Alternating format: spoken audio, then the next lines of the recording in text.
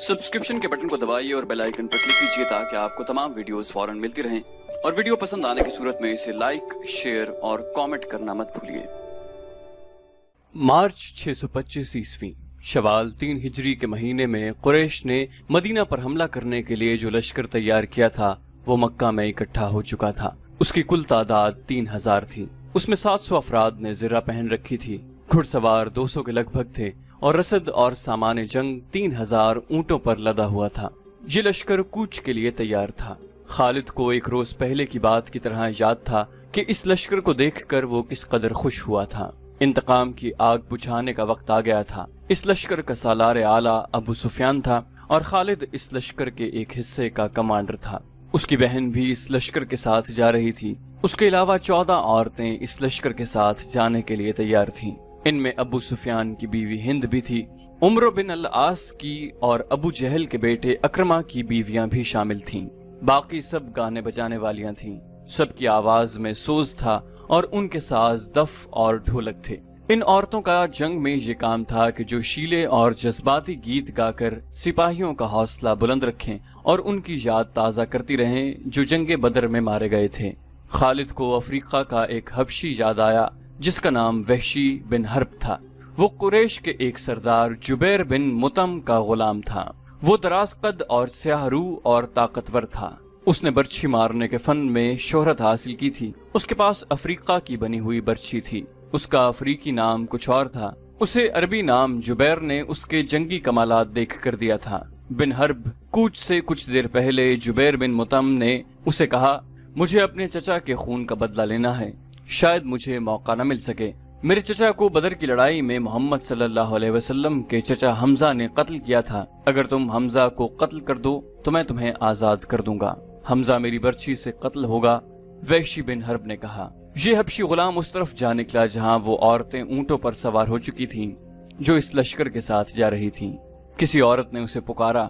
वो रुक गया। देखा कि अबू सुफियान की बीवी हिंद उसे बुला रही थी। वो उसके करीब चला गया। हिंद ने कहा कि हैरान न हो, मैंने बुलाया है। मेरा सीना इंतकाम की आग से जल रहा है। मेरा सीना ठंडा कर दे। गुलाम ने कहा, हुक्म खातून, अपने सालार की जोजा के हुक्म पर अपनी जान भी दे दूंगा। बदर में मेरे बाप को हमजा ने कत्ल किया था। हिंद ने कहा, तू हमजा को अच्छी तरह पहचानता है। ये देख, मैंने सोने के जो जेवरात पहन रखे हैं। अगर तू हमजा को कत्ल कर देगा तो ये सब जेवरात तेरे होंगे। वहशी बिन हर्ब ने हिंद के जेवरात पर नजर डाली तो वो मुस्कुराया और जेर लब पुरअज़्म लहजे में बोला, हमजा को मैं ही कत्ल करूंगा। खालिद को अपने लश्कर का कूच याद था। उसी रास्ते से लश्कर मदीना को गया था। उसने एक बुलंद जगह खड़े होकर लश्कर को देखा था। उसका सीना फख्र से फैल गया। उसे मदीना के मुसलमानों पर रहम आ गया था, लेकिन इस रहम ने भी उसे मुसर्रत दी थी। ये खून की दुश्मनी थी। ये उसके वकार का मसला था। मुसलमानों को कुचल डालना उसका अज़्म था। जंग उहद के बहुत दिन बाद उसे पता चला था कि जब मक्का में कुरैश अपना लश्कर जमा कर रहे थे तो इत्तला रसूल करीम को मिल गई थी, और जब ये लश्कर मदीना के रास्ते में था तो रसूल खुदा सल्लल्लाहु अलैहि वसल्लम को उसकी रफ्तार, पड़ाव और मदीना से फासले की इत्तलाएं मुसलसल मिलती रही थीं। आप सल्लल्लाहु अलैहि वसल्लम को लश्कर के मक्का से कूच की इत्तला हजरत अब्बास रज़ी अल्लाहु अन्हु ने दी थी। कुरैश के इस लश्कर ने मदीना से कुछ मील दूर कोहे अहद के करीब एक ऐसी जगह कैंप किया था जो हरी भरी थी और वहां पानी भी था। खालिद को मालूम न था कि मुसलमानों के 2 जासूस इस लश्कर की पूरी तादाद देखाए हैं और रसूल करीम सल्लल्लाहु अलैहि वसल्लम को बता चुके हैं। 21 मार्च 625 के रोज रसूल करीम सल्लल्लाहु अलैहि वसल्लम ने अपनी फौज को कूच का हुक्म दिया और शेखीन नामी एक पहाड़ी के दामन में खैमाजन हुए। आप सल्लल्लाहु अलैहि वसल्लम के साथ 1000 प्यादा मुजाहिदीन थे, जिनमें 100 ने सरों पर ज़िरा पहन रखी थी। मुजाहिदीन के पास सिर्फ 2 घोड़े थे, जिनमें से एक नबी सल्लल्लाहु अलैहि वसल्लम के पास था। इस मौके पर मुनाफिकीन के निफाक का पहला खतरनाक मुजाहिरा हुआ जो गद्दारी के मुतरादिफ था। मदीना के बाद ऐसे लोगों ने इस्लाम कबूल कर लिया था जो दिल से मुसलमान नहीं हुए थे। उन्हें रसूल करीम सल्लल्लाहु अलैहि वसल्लम ने मुनाफिकीन कहा था। किसी के मुताल्लिक ये मालूम करना कि वो सच्चा मुसलमान है या मुनाफिक बहुत मुश्किल था। जब मुजाहिदीन मदीना से शेखीन की पहाड़ी की तरफ कूच करने लगे तो एक बाअसर आदमी जिसका नाम अब्दुल्ला बिन अबी था रसूल सल्लल्लाहु अलैहि वसल्लम के साथ इस बहस में उलझ गया कि कुरैश का लश्कर 3 गुना है, इसलिए मदीना से बाहर जाकर लड़ना नुकसानदेह होगा। आप सल्लल्लाहु अलैहि वसल्लम ने मुजाहिदीन के दूसरे सरदारों से राय ली तो अक्सरियत ने ये कहा कि शहर से बाहर लड़ना ज्यादा बेहतर होगा। आप सल्लल्लाहु अलैहि वसल्लम अब्दुल्ला बिन अबी के ही हम ख्याल थे, लेकिन आपने अक्सरियत का फैसला ही मंजूर फरमाया और कूच का हुक्म दे दिया। अब्दुल्ला बिन अबी ने शहर से बाहर जाने से इनकार कर दिया। उसके पीछे हटने की देर थी कि लश्कर में से 300 आदमी पीछे हट गए। तब पता चला कि ये सब मुनाफिकीन थे और अब्दुल्ला उनका सरदार है। अब 3000 के मुकाबले में मुजाहिदीन की नफरी सिर्फ 700 रह गई थी। रसूल करीम सल्लल्लाहु अलैहि वसल्लम दिल बर्दाश्त न हुए और 700 ही को साथ लेकर कोहे अहद के दामन में शेखीन के मकाम पर पहुंचे। खालिद ने एक बुलंद टेकरी पर खड़े होकर मुसलमानों की तरतीब देखी और उसने अपने सालार अबू सुफियान को बताकर अपने दस्ते की जगह तय कर ली। रसूल अकरम सल्लल्लाहु अलैहि वसल्लम ने मुजाहिदीन को कमोबेश 1000 गज लंबाई में फैला दिया। पीछे वादी थी, मुजाहिदीन के एक पहलू के साथ पहाड़ी थी, लेकिन दूसरे पहलू पर कुछ नहीं था। उस पहलू को मजबूत रखने के लिए रसूल सल्लल्लाहु अलैहि वसल्लम ने 50 तीरंदाजों को करीब की एक टेकरी पर बिठा दिया। उन तीरंदाजों के कमांडर अब्दुल्ला बिन जुबैर थे। अपनी जिम्मेदारी समझ लो अब्दुल्ला। रसूल खुदा सल्लल्लाहु अलैहि वसल्लम ने उसे हिदायत देते हुए फरमाया, अपने अकब को देखो, दुश्मन हमारे अकब में नक्लो हरकत कर सकता है, जो हमारे लिए खतरा है। दुश्मन के पास घुड़सवार ज्यादा हैं, वो हमारे पहलू पर घुड़सवारों से हमला कर सकता है। अपने तीरंदाजों को घुड़सवारों पर मरकूज रखो, प्यादों का मुझे कोई डर नहीं। तकरीबन तमाम मुस्तनद मौरखीन, जिनमें इब्न हशाम और वाक़िदी खास तौर पर काबिल जिक्र हैं, लिखते हैं कि रसूल करीम सल्लल्लाहु अलैहि वसल्लम ने अब्दुल्लाह बिन जुबैर रज़ियल्लाहु अन्हु को वाज़े अल्फाज में कहा था, हमारा अक़ब सिर्फ तुम्हारी बेदारी और मुस्तैदी से महफूज रहेगा। तुम्हारी जरा सी कोताही भी हमें बड़ी जिल्लत आमेज शिकस्त दे सकती है। याद रखो अब्दुल्लाह, अगर तुम दुश्मन को भागते हुए और हमें फतहयाब होते हुए देख लो तो भी इस जगह से न हिलना। अगर देखो कि हम पर दुश्मन का दबाव बढ़ गया है और तुम्हें हमारी मदद के लिए पहुंचना चाहिए तो भी ये जगह न छोड़ना। पहाड़ी की ये बुलंदी दुश्मन के कब्जे में नहीं जानी चाहिए। ये बुलंदी तुम्हारी है, वहां से तुम नीचे इस तमाम इलाके के हुक्मरान होगे जहां तक तुम्हारे तीरंदाजों के तीर पहुंचेंगे। खालिद ने मुसलमानों की तरतीब देखी और अबू सुफियान को बताया कि मुसलमान खुले मैदान की लड़ाई नहीं लड़ेंगे। अबू सुफियान को अपनी कसीर नफरी पर नाज था। वो चाहता था कि लड़ाई खुले मैदान में यानी लामहदूद महाज पर हो, ताकि वो अपने प्यादों और घोड़ों की अफराद से मुजाहिदीन इस्लाम को कुचल डाले। खालिद को अपने बाप ने जंगी चालों की तरबियत बचपन से देनी शुरू कर दी थी। दुश्मन पर बेखबरी में पहलू या अकब से झपटना और दुश्मन को चक्कर दे देकर मारना, अपने दस्तों की तकसीम और उन पर कंट्रोल उसकी तरबियत में शामिल था जो उसे बाप ने दी थी। उसने तजुर्बेकार सरदारों की निगाहों से मुजाहिदीन की तरबियत देखी तो उसने महसूस किया कि मुसलमान फन हर्ब ज़र्ब के कमालात दिखा सकते हैं। अबू सुफियान अपनी फौज को मुसलमानों के बिलमुकाबिल ले गया। उसने घुड़सवारों को मुसलमानों के पहलुओं पर हमला करने के लिए भेजा। एक पहलू पर खालिद और दूसरे पर अक्रमा थे। दोनों के साथ 100 घुड़सवार थे। तमाम घुड़सवारों का कमांडर उमरो बिन अलास था। प्यादों के आगे अबू सुफियान ने 100 तीरंदाज रखे। कुरैश का परचम तलहा बिन अबू तलहा ने उठा रखा था। उस जमाने की जंगों में परचम को दिल जैसी अहमियत हासिल थी। परचम के गिरने से फौज का हौसला टूट जाता और भगदड़ मच जाती।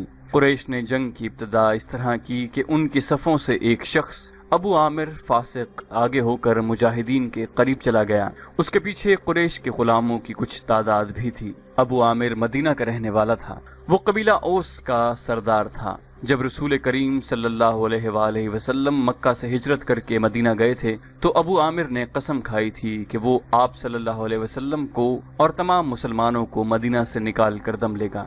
उस पर एक बड़ी ही हसीन यहूदन का और यहूदियों के मालो दौलत का तिलिस्म तारी था। यहूदियों की इस्लाम दुश्मन कार्रवाइयाँ जमीन दोज होती थीं। बज़ाहिर उन्होंने मुसलमानों के साथ दोस्ती और फर्माबरदारी का मुआहिदा कर रखा था। अबू आमिर उन्हीं के हाथ में कठपुतली बना हुआ था, लेकिन इन यहूदियों ने उसे कुरैश का दोस्त बना रखा था। अब मुजाहिदीन कुरैश के खिलाफ लड़ने के लिए मदीना से निकले तो अबू आमिर कुरैश के पास चला गया। उसके कबीला ओस के बहुत से आदमी रसूल करीम सल्लल्लाहु अलैहि वसल्लम के दस्ते मुबारक पर इस्लाम कबूल कर चुके थे और वो कुरैश के मुकाबले में सफारा थे। ابو عامر آگے چلا گیا اور مجاہدین سے بلند آواز سے مخاطب ہوا۔ رسول کریم صلی اللہ علیہ وسلم نے اسے فاسق کا خطاب دیا تھا۔ قبیلہ اوس کے غیرت مند بہادروں، ابو عامر فاسق نے کہا، تم مجھے یقیناً پہچانتے ہو، میں کون ہوں، میری بات غور سے سن لو۔ وہ اپنی للکار پوری نہ کر پایا کہ مجاہدین اسلام کی صف سے قبیلہ اوس کے ایک مجاہد کی آواز گرجی، او فاسق بدکار، ہم تیرے نام پر تھوک چکے ہیں۔ خالد کو وہ وقت یاد آ رہا تھا۔ مجاہدین اسلام کی صف سے ابو عامر اور اس کے ساتھ گئے ہوئے غلاموں پر پتھروں کی بوچھاڑ شروع ہو گئی۔ مورخ لکھتے ہیں کہ پتھر برسانے والے قبیلہ اوس کے مجاہدین تھے۔ ابو عامر اور غلام جو مجاہدین کے پتھروں کی زد میں تھے، ایک ایک دو پتھر کھا کر پیچھے بھاگ آئے۔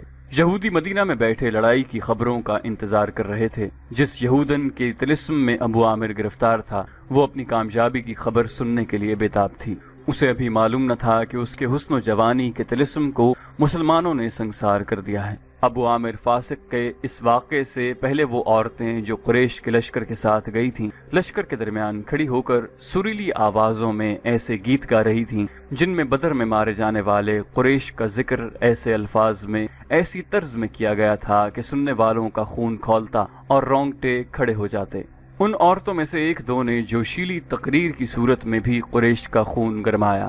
عورتوں کو پیچھے چلے جانے کا حکم ملا تو ابو سفیان کی بیوی ہند نے ایک گھوڑے پر سوار ہو کر ایک گیت گانا شروع کر دیا۔ اس کی آواز بلند تھی اور اس میں سوز بھی تھا۔ تاریخ لکھنے والوں نے اس گیت کے پورے اشعار قلم بند نہیں کیے۔ انہوں نے لکھا ہے کہ یہ گیت فحش تھا جس میں مرد و عورت کے درپردہ تعلقات کا ذکر تھا۔ اشعار جو تاریخ میں آئے ہیں وہ اس طرح ہیں، ان میں جس عبدالدار کا نام آتا ہے یہ بنو عبدالدار ہے۔ بنو امیہ اسی کی ایک شاخ تھی۔ بنو عبدالدار قریش کا بہت اونچا خاندان تھا۔ عبدالدار کے سپوتوں، ہمارے گھرانوں کے پاسبانوں، ہم رات کی بیٹیاں ہیں، ہم تکیوں کے درمیان حرکت کیا کرتے ہیں، اس حرکت میں لطف اور لذت ہوتی ہے۔ تم دشمن پر چڑھ دوڑے تو ہم تمہیں اپنے سینوں سے لگا لیں گے، تم بھاگ آئے تو ہم تمہارے قریب نہیں آئیں گے۔ اس کے بعد ابو عامر فاسق پر مجاہدین اسلام کی طرف سے سنگباری ہوئی اور اس کے فوراً بعد قریش نے مجاہدین پر تیر پھینکنے شروع کر دیے۔ مجاہدین نے اس کے جواب میں تیر برسائے۔ خالد اپنے پہلو والے مسلمانوں کے پہلو پر حملہ کرنے کے لیے اپنے 100 سواروں کے ساتھ تیزی سے بڑھا۔ اسے معلوم نہ تھا کہ بلندی پر تیر انداز چھپے بیٹھے ہیں۔ اس کے سوار بے دھڑک چلے آ رہے تھے۔ راستہ ذرا تنگ تھا، سواروں کو آگے پیچھے ہونا پڑا۔ خالد سوچ سمجھ کر اپنے سوار دستے کو اس پہلو پر لایا تھا۔ اپنے باپ کی تربیت کے مطابق اسے بڑی خود اعتمادی سے توقع تھی کہ وہ ہلہ بول کر مسلمانوں کو اس پوزیشن میں لے آئے گا کہ وہ پسپا ہو جائیں گے، اور اگر جم کر نہ لڑے تو قریش کے گھوڑوں تلے کچلے جائیں گے۔ مگر مسلمانوں کے پہلو سے اس کے سوار ابھی دور ہی تھے کہ اوپر سے تیر اندازوں نے اس کے اگلے سواروں کو نہ آگے جانے کے قابل چھوڑا نہ وہ پیچھے ہٹنے کے قابل رہے۔ ایک ایک سوار کئی تیر کھا کر گرا، اور جن گھوڑوں کو تیر لگے انہوں نے خالد کے سوار دستے کے لیے قیامت برپا کر دی۔ پیچھے والے سواروں نے گھوڑے موڑے اور پسپا ہو گئے۔ ادھر قریش کی عورتوں نے دف اور ڈھولک کی تھاپ پر وہی گیت گانا شروع کر دیا جو ہند نے اکیلے گایا تھا۔ مورخ واقعی لکھتا ہے کہ عربی جنگجوؤں کے اس وقت رواج کے مطابق ایک ایک جنگجو کے لڑنے کا مرحلہ آیا۔ سب سے پہلے قریش کے پرچم بردار طلحہ بن ابو طلحہ نے آگے جا کر مجاہدین اسلام کو للکارا کہ اس کے مقابلے کے لیے کسی کو آگے بھیجو۔ عامر دین کے دشمن حضرت علی رضی اللہ عنہ نے تند ہوا کے جھونکے کی طرح آگے آ کر کہا، میں آتا ہوں تیرے مقابلے کے لیے۔ طلحہ اپنے قبیلے کا پرچم تھامے تلوار لہراتے ہوئے بفرا ہوا آیا، مگر اس کا وار ہوا کو چیرتا ہوا گزر گیا۔ وہ ابھی سنبھل ہی رہا تھا کہ حضرت علی کی تلوار نے اسے ایسا گہرا زخم لگایا کہ پہلے اس کا پرچم گرا، پھر وہ خود گرا۔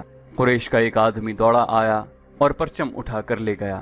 حضرت علی اسے بھی گرا سکتے تھے، مگر انفرادی مقابلوں میں یہ روا نہ تھا۔ طلحہ کو اٹھا کر پیچھے لے آئے۔ اس کے خاندان کا ایک اور آدمی آگے بڑھا۔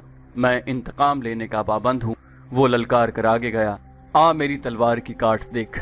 حضرت علی رضی اللہ عنہ خاموشی سے اس کے مقابلے پر آ گئے۔ دونوں نے ایک دوسرے کی آنکھوں میں آنکھیں ڈالے، ایک چکر کاٹا، پھر ان کی تلواریں اور ڈھالیں ٹکرائیں، اور اس کے بعد سب نے دیکھا کہ حضرت علی کی تلوار سے خون ٹپک رہا ہے اور ان کا مد مقابل زمین پر پڑا تڑپ رہا تھا۔ پھر قریش کے متعدد آدمی باری باری للکارتے ہوئے آگے بڑھے، مجاہدین کے مقابلے میں مرتے گئے۔ قریش کا سالار اعلیٰ ابو سفیان اپنے آدمیوں کو گرتا دیکھ کر غصے سے بے قابو ہو گیا۔ جنگی دستور کے مطابق اسے انفرادی مقابلے کے لیے نہیں اترنا چاہیے تھا، کیونکہ وہ سالار تھا۔ اس کے مارے جانے سے اس کی فوج میں ابتری پھیل سکتی تھی، لیکن وہ اپنے آپ پر قابو نہ رکھ سکا۔ وہ گھوڑے پر سوار تھا۔ اس نے گھوڑے کو ایڑ لگائی اور للکارتا ہوا آگے چلا گیا۔ اس کی بیوی ہند نے اسے جاتے دیکھا تو اپنے اونٹ پر سوار ہو کر آگے چلی گئی اور بڑی بلند آواز سے وہی گیت گانے لگی۔ ابو سفیان گھوڑے پر سوار تھا، لیکن اس کے مقابلے کے لیے جو مسلمان آگے آیا وہ پیادہ تھا۔ تاریخ اسے حنظلہ بن ابو عامر رضی اللہ عنہ کے نام سے یاد کرتی ہے۔ ابو سفیان کے ہاتھ میں لمبی برچھی تھی۔ کسی کو بھی توقع نہ تھی کہ تلوار والا پیادہ برچھی والے گھڑ سوار سے زندہ بچ جائے گا۔ ابو سفیان کا گھوڑا حنظلہ رضی اللہ عنہ پر سرپٹ دوڑا آیا۔ ابو سفیان نے برچھی تول کر پھر تاک کر ماری، لیکن حنظلہ رضی اللہ عنہ پھرتی سے ایک طرف ہو گئے۔ اس طرح 3 مرتبہ ہوا۔ تیسری مرتبہ ابو سفیان کا گھوڑا نکل گیا تو حنظلہ اس کے پیچھے دوڑ پڑے۔ گھوڑا رک کر پیچھے کو مڑا تو حنظلہ رضی اللہ عنہ اس تک پہنچ چکے تھے۔ ابو سفیان اسے دیکھ نہ سکا۔ حنظلہ نے گھوڑے کی اگلی ٹانگوں پر ایسا زوردار وار کیا کہ گھوڑا گر پڑا۔ ابو سفیان دوسری طرف گرا۔ حنظلہ رضی اللہ عنہ اس پر حملہ کرنے کو آگے بڑھے تو ابو سفیان گرے ہوئے گھوڑے کے ارد گرد دوڑ کر اپنے آپ کو بچانے لگا، اور اس کے ساتھ ہی اس نے قریش کو مدد کے لیے پکارا۔ قریش کا ایک پیادہ دوڑا آیا۔ مسلمان اس غلط فہمی میں رہے کہ یہ آدمی ابو سفیان کو اپنے ساتھ لے جائے گا، لیکن اس نے بے اصولی کا مظاہرہ کیا اور پیچھے سے حنظلہ رضی اللہ عنہ پر وار کر کے انہیں شہید کر دیا۔ ابو سفیان اپنی صفوں میں بھاگ گیا۔